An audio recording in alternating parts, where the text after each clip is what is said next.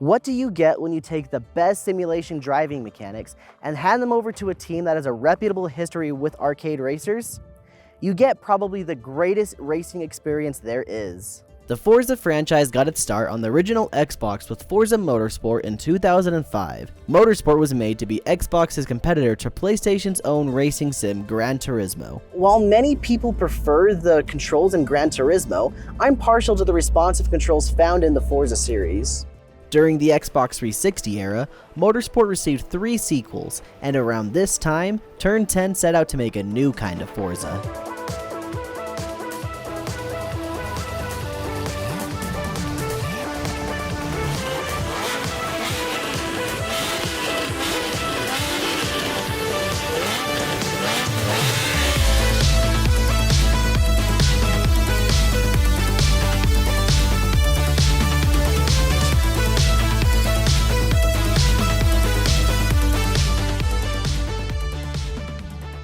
Forza Horizon is the love child of former Codemaster employees and Turn 10 studios. The devs on Horizon, Playground Games, had a big task to complete, but they had an even bigger support system. In collaboration with Turn 10, they were able to take the systems found in Forza Motorsport 4 and transition them into what we know as Forza Horizon. While Motorsport was focused solely on the simulation racing market, Horizon was made with a broader audience in mind. At their core, both games run off the same engine, but Horizon makes some tweaks in the handling of the cars to make it less of a simulation and more of an arcade racer.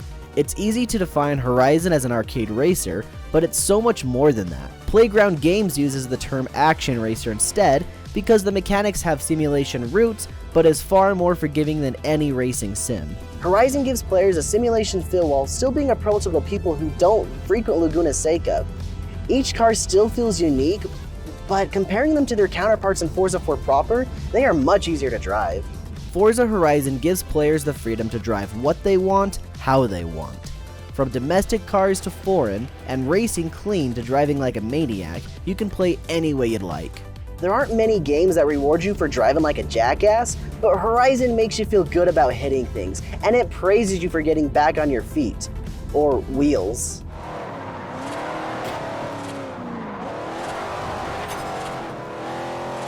It's fun. Driving in a big open world and participating in the many races the game has to offer is just a blast. Horizon goes out of its way to make you feel like you are the best damn driver that has ever made their way onto Colorado soil. Starting players out by driving a Dodge Viper GTS and then seamlessly sticking them into a Volkswagen Corrado shows the player the potential of what they can do in this game, and it's all done within the first 5 minutes of gameplay. When you reach your destination in the opening, you learn about the Horizon Festival, which is an event where many racers compete to move up a ladder to see who can become the Horizon champion. On your journey to become champion, you take part in the usual races, but you also get to partake in special races called showcases. They put you behind the wheel of a special car to race some very unique contestants. These contestants can be anything from a helicopter to a plane, or even some hot air balloons. The first one you get to do puts you in a 1970 Ford Mustang and has you race against a P-51 Mustang fighter plane. The whole race is neck and neck, ending in an insanely close finish with you beating out the plane by what seems like a hair. This is probably the closest the game gets to emulating the feeling of what you had during the intro, and when you finish, you get to keep the car for free. Along with getting free cars through the showcase events, you can also stumble across some barn finds. While free roaming, you may get a tip about an abandoned car in a barn somewhere in your area. When you find it, a cutscene plays with the Horizon Festival mechanic, Dak, where he gushes about how incredibly rare this car you found is, and then tells you that he will get it all nice and restored free of charge. Horizon does a great job at throwing their players bones that keeps them coming back for more. From the showcase event cars to the barn finds, to the generous payout that you get from each race. You should have around 4 cars and 100,000 credits just after an hour of gameplay. Getting all of these cars is awesome, and when you take a look at your collection, it's exciting, and it makes you want to go out and get some more. Looking back to when I played this game in 2012, I think the car collection was what really spoke to me and kept me engaged. It's fun to use a diverse range of cars while making your way through the events. Each race you participate in has you use cars from specific groups, and this helped me to branch out and use a variety of different cars and manufacturers. When I was younger, I was a bit of a Chevrolet fanboy. I loved the Camaro, and I drove a '64 Chevy pickup in high school.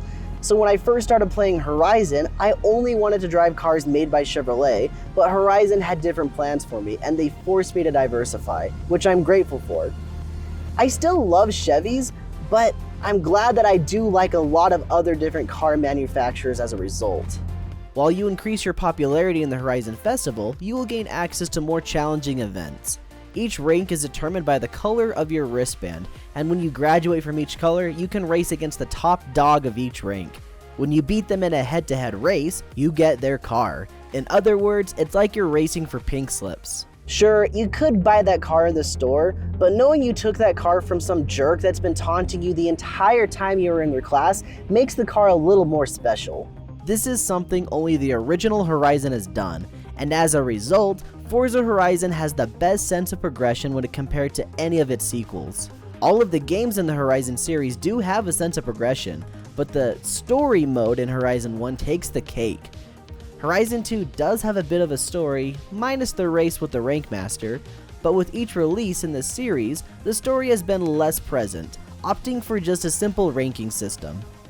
And while Horizon may have its sequels beat in that department, there are many things that each subsequent game in the series has done to improve upon the formula. While Horizon does have an open world with many things to discover, there are a lot of walls, both invisible and not, that stop the players from going anywhere they may want to. Horizon 2 is a much more open game, and by Horizon 3, it's almost entirely open world. Being able to collect cars like Pokemon is amazing, but Horizon lacks the ability to transfer its digital collectibles.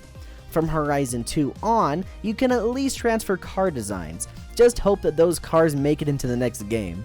The collision detection and the hitboxes of the terrain, as well as most of the cars, is pretty poor at times, and every now and then the AI seems to completely stop functioning. But even with its flaws, Horizon 1 is still not a bad game. For a game that came out 2012, Horizon still looks and plays great. It completely holds up to my memory and even exceeds what I thought it'd be like today. Even after all these years, the driving mechanics still feel great, and coming back to Colorado, it's still a pleasure.